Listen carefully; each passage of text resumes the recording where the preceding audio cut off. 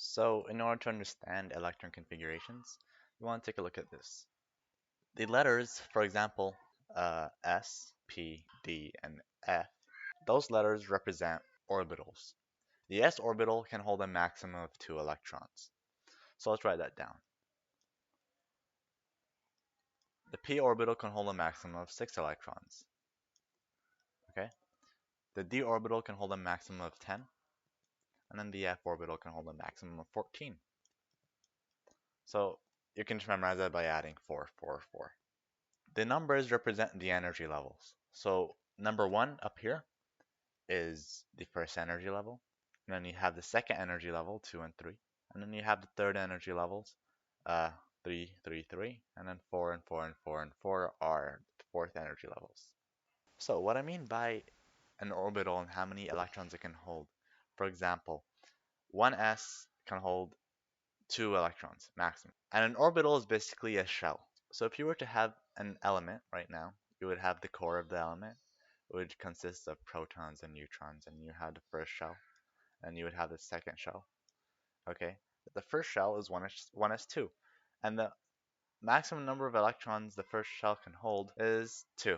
So on the first shell, you would only see 2 electrons. You would never see 3. The most you can see is 2. On the 2p, it would be the same thing, but instead you would be on a further shell because it's a higher energy level and it's a different orbital. And since it's a different orbital, it can hold 6 electrons, so you would see 6 red dots instead of 2.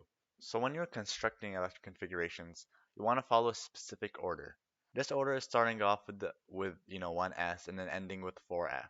However, you want to follow this line. The first line is going to go from diagonally like this. The second line is going to also go diagonally, and the third line would cross through 2p and then 3s, and our fourth line would cross with 3p and then 4s, and then our the fifth line would cross 3d and 4p. I can draw the rest, but we're not really focused on that right now. So if you were to construct an electron configuration, you would start off with 1s, just follow the line, 1s, and then 2s, and then 2p, and then 3s. And then after 3s, you would go to 3p, and then you would go to 4s, and then 3d. Notice that we're skipping over 3d and then going directly to 4s. That's something you want to keep in mind when you're drawing your electron configurations. You always want to go from 3p to 4s and then to 3d. And I'll give an example of why that is important later on. And then after 3D, you have 4P and then 4D and 4F.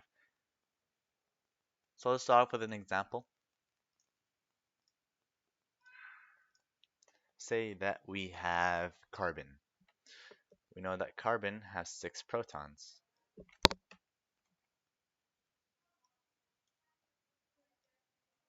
And it has an atomic mass of 12. But that's not really important now. What we care about is the number of protons. So if we had an atom, a neutral atom, if it had 6 protons, by default, it should have 6 electrons. Now that we know it has 6 electrons, that's all information we need to construct an electron configuration for the atom of carbon. Let's start off by 1s2. And I draw that 2 to indicate that this level is holding 2 electrons. And remember, I can't write any number higher than 2 because 2 is the maximum of what the s sublevel can hold. We wrote it over here. But we have 6 electrons. So now if we fill the first level, you want to move on to the next level. The next one we have is 2s. We have 4 electrons left, and the S sublevel can hold 2 electrons. So we definitely want to use up those 2 electrons. And then now we have a left over of 2 because 2 plus 2 is 4, and we drew 4 electrons, and the carbon atom has 6. So 6 minus 4 is 2. Then we have 2 electrons left to fill. But we filled out the first level and the second level. So now the only way we can go is forward to the next level, which is 2p. And then 2p can hold a maximum of 6, but remember, this is 4. We used up 4, and we only have 2 electrons left. So we only have to go up to 2. Now if you add up all the numbers, which are their exponents, you would get 2 plus 2 plus 2, which is 6, and that's how many electrons we had initially. We had 6 electrons for the neutral carbon atom. For our second example, we're gonna construct the electron configuration for iron 2 plus, Fe2 plus. Notice that this isn't a neutral atom. It has a positive charge of 2. That means it lost 2 electrons. So let's get an idea about the atom. So we know that Fe has an atomic mass of around 56 and then a proton count of 26.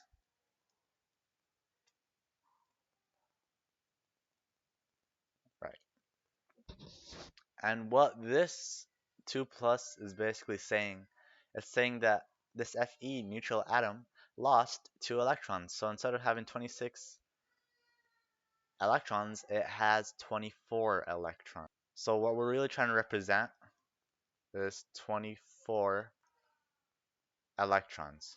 But I'm going to ask that you go ahead and construct the electron configuration for the neutral Fe atom and then remove 2 electrons. And there's a reason why I say that. But let's get to that after we've constructed the electron configuration.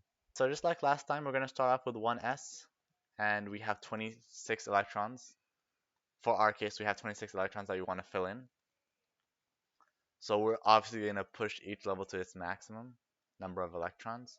So it's going to be 1s2, and then we're going to move to 2s, 2s2, and then that's still not enough. We need to go to 2p, 2p6, because the p sublevel can hold the p orbital can hold 6, and after 2p we have 3s, we have 3s2, and after that we have 3p6, and after that we have after 3p we have 4s. We're skipping over 3d, and that's something you always want to keep in mind. So after 3p6 you have 4s2, and then you move on to the 3d sublevel. So we're trying to construct the electron configuration for Fe, and for our case, we want to construct it initially with 26 electrons. So far we have 2 plus 2 plus 6 plus 2 plus 6 plus 2, which are 4 plus 6, which is 10, and then 10 plus 18, this, sorry, 10 plus 8, that is 18, and 18 plus 2 is 20. So we have 6 more electrons left. So we're going to move on to our next shell, which is going to be 3D, and 3D can hold up to a maximum of 10, and we only have 6 left over, so we're just going to write 6. We don't need to put 10. Okay. So we've now made the electron configuration for Fe, but the neutral atom. That means we have 26 electrons. And the question asks us to make one for Fe with a 2 plus charge, meaning it lost 2 electrons. So now we have to remove 2 electrons. The question is, from which one do you remove it? Do you remove the 2 electrons from the 4s or the 3d? Generally, the rule is that you want to remove the electrons from the highest energy level. And if you remember earlier in the video, we said the energy levels are represented by the numbers. So basically, you want to remove the electrons from the highest number. And in our case, that is 4s. So we're going to remove 2 electrons. If we remove 2 electrons, it's going to become 4s0. So that means it's holding 0 electrons. So we can just basically omit the 4s, and we are left with a final electron configuration of 1s2, 2s2, 2p6, 3s2, 3p6, 3d. If you have constructed it with 24 electrons in mind, you would have ended up with something like this, and then you would have omitted 4s2 to get a final electron configuration of 3p6 and then 3d4. That's incorrect. So that's why you want to start off by drawing the electron configuration for the neutral atom first, and then removing 2 electrons. So moving backwards, our final electron configuration is going to be 3p6, 3d6.